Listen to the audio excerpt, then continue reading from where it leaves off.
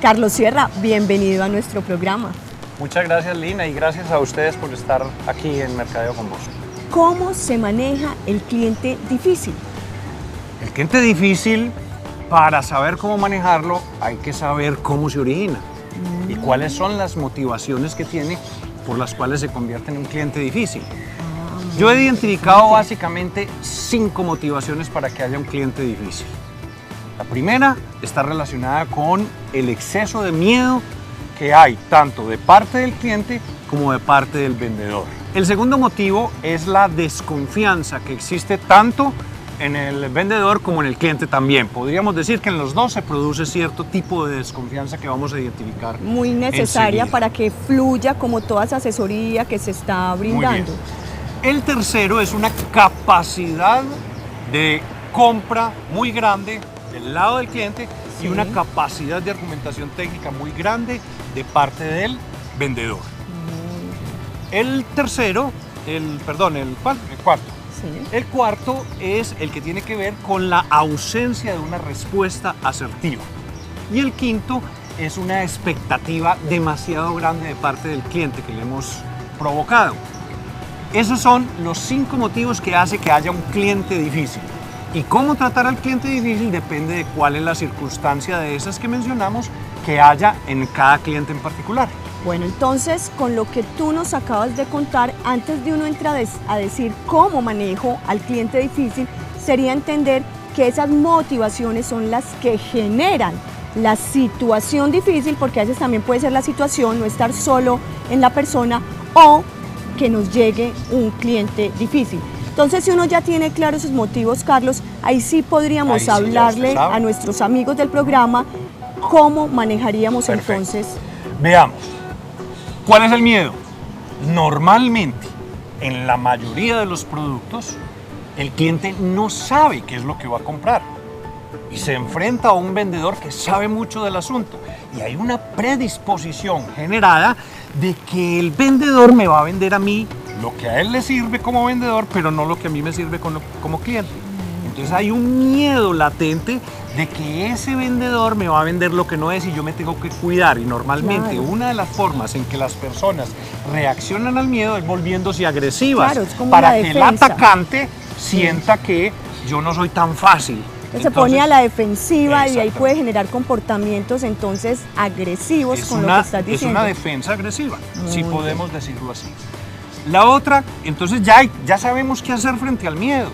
Yo tengo miedo y cuando tengo miedos, yo lo que busco es un asesor que sepa toda la información mía para que me ayude o tome por mí incluso la decisión que me conviene a mí. Un tercer entonces motivo sería... El tercero es un exceso de capacidad compradora de parte del cliente y un exceso de capacidad argumentativa técnica de parte del vendedor. Esto se da porque una persona que sabe mucho del producto no necesita tanta técnica y tanta asesoría y tanto argumento de parte del vendedor, entonces se genera un conflicto.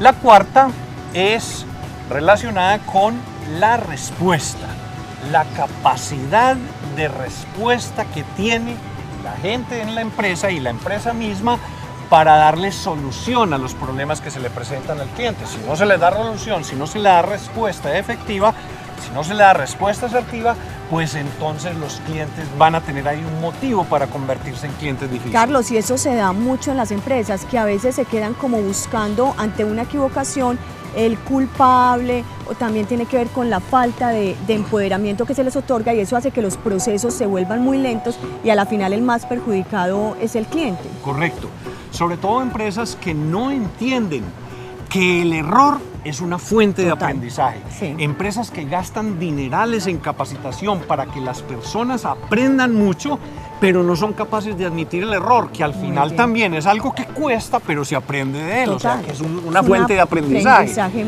Entonces vuelven tan absurdo la persecución al error que el empleado, que el colaborador, que el servidor que comete un error trata de ocultarlo.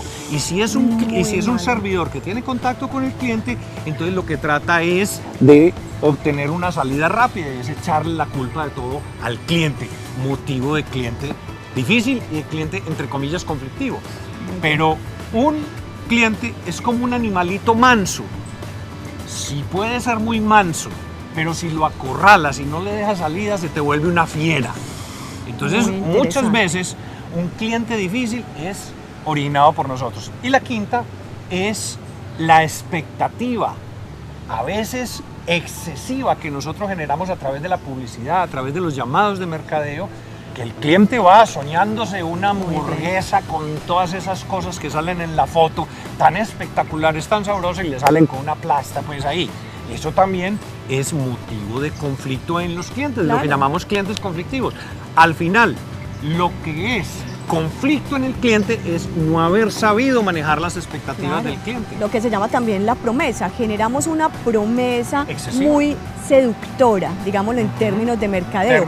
Con eso logramos enganchar y a la final no correspondemos con esa promesa que hicimos y fíjate, se siente que engañado. Casi todo lo que motiva la dificultad del que un cliente sea difícil es el hecho provocado por la misma empresa. Sí, el miedo, total. Miedo porque tienes una predisposición y no sabes resolverla, la desconfianza, esa capacidad excesiva de técnica enfrentada a un cliente que sabe mucho. Lo aturde, lo termina aturdiendo. José Klopatowski sabe de autos como nadie en Colombia y como nadie en Latinoamérica. Si él llega a un concesionario a comprar un carro, ¿qué diablos hace el vendedor argumentándole? Tiene que Esos son los dejarlo que él puntos en donde compre. simplemente ¿qué quiere comprar? Y dele, hágale el pedido, no hay que hacer más. Sí, es un Te desgaste Te innecesario. pones a hacer cosas que lo que provocan es irascibilidad, desconcierto, incertidumbre, más miedo, más desconfianza. Y cuando provocas todo esto, tienes clientes difíciles. Es claro que pueden clientes llegar difíciles por la predisposición y llegan ya difíciles. Tú no motivaste la dificultad, pero esos clientes que llegan ya difíciles, tú los puedes volver en clientes fáciles. Porque un cliente difícil, si lo logras atraer hacia ti, es lo mejor que te puede pasar. Porque va a seguir siendo difícil con tus competidores y va a ser fácil contigo. Muy bien. Carlos, muchísimas gracias.